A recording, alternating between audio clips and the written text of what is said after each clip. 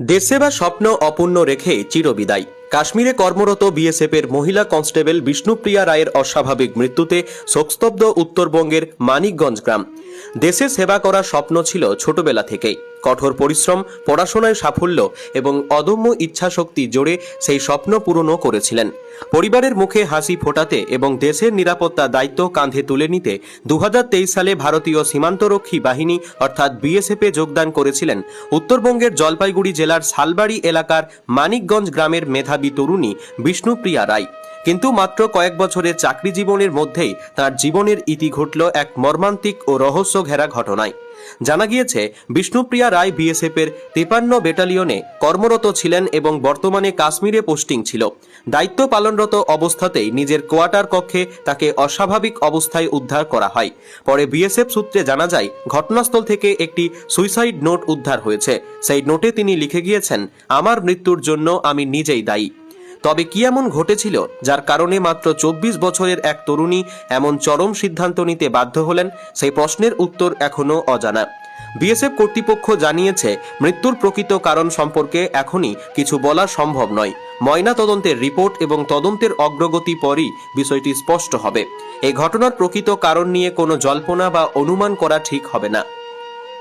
বিষ্ণুপ্রিয়ার পরিবার সূত্রে জানা যায়, ছোটবেলা থেকেই তিনি অত্যন্ত মেধাবী ছিলেন। বিজ্ঞান বিভাগ নিয়ে পড়াশোনা করতেন এবং সবসময় বড় কিছু করার স্বপ্ন দেখতেন। পরিবারের আর্থিক ও সামাজিক অবস্থার উন্নতির পাশাপাশি দেশের জন্য কাজ করার ইচ্ছা থেকেই তিনি বিএসএফে যোগ দেওয়ার সিদ্ধান্ত নেন। 2023 সালে চাকরিতে যোগদানের পর পরিবারের আনন্দের সীমা ছিল না। গ্রামের মানুষও তাকে নিয়ে গর্ব অনুভব করতেন। মানিকগঞ্জ গ্রামের মানুষ জানিয়েছেন, বিষ্ণুপ্রিয়া ছিলেন শান্ত, ভদ্র, পরিশ্রমী এবং সকলের প্রিয়। ছুটিতে বাড়ি এলে গ্রামের ছোটদের পড়াশোনার জন্য উৎসাহ দিতেন, প্রতিবেশীদের সঙ্গে আন্তরিকভাবে মিশতেন। তার এই অকাল মৃত্যুতে গোটা গ্রাম আজ শোকস্তব্ধ। বিএসএফের পক্ষ থেকে মরদেহ পরিবারের সদস্যদের কাছে আনা হয় এবং মা বাবা, আত্মীয় স্বজন ও গ্রামের মানুষ শেষবারের মতো তাকে শ্রদ্ধা জানান। পরে বিএসএফের পক্ষ থেকে মরদেহ শেষকৃত্যের জন্য শ্মশানে নিয়ে যাওয়া হয়। শেষ বিদায়ের সময় কান্নায় ভেঙে পড়েন পরিবারের সদস্যরা। একমাত্র মেয়েকে হারিয়ে বাকরুদ্ধ হয়ে পড়েছেন তার বাবা মা, প্রতিবেশীদের চোখেও জল।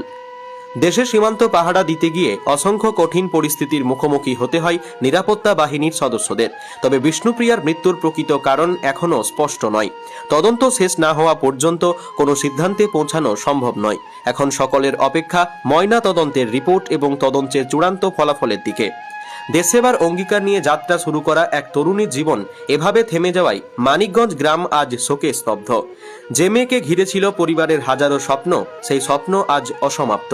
বিষ্ণুপ্রিয়ার হাসি মুখ, তার সংগ্রাম এবং দেশের প্রতি দায়িত্ববোধ আজও গ্রামের মানুষের স্মৃতিতে অমলিন হয়ে থাকবে। সাতকুড়া থেকে আমাদের প্রতিনিধি মনি রায়ের রিপোর্ট।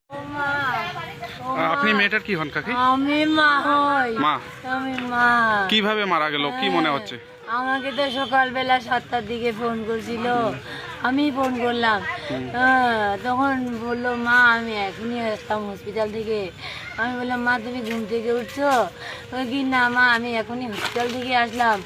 7টা বাজে তখন মেয়ে বললো, আমি যে মা কিছু খাইছো? ওই কি না মা খাই নাই এখনো, এখন খাবো। আমি কি খাবি? ওই কি খাবার বানাবো। কি খাবার বানাবি মা? ওই কি দেখি কি বানা যায়, এরকম করে আমাকে কথা বললো।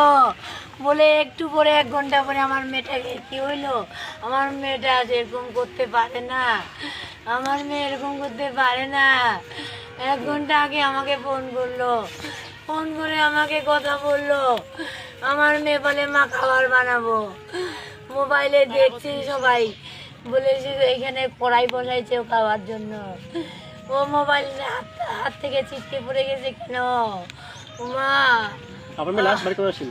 হ্যাঁ, আপনার মেয়ে লাস্ট বাড়ি কবে আসছিল? বাড়ি আসছিল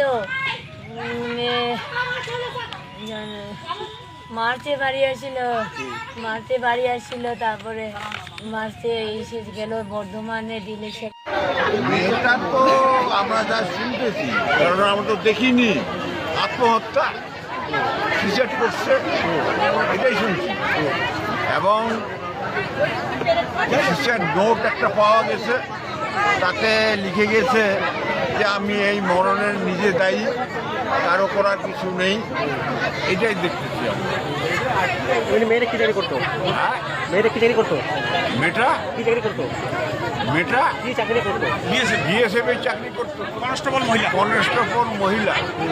হ্যাঁ 2023-এ ও চাকরি জয়েন করছে, শুনতেছি ভালোই করছে, কিন্তু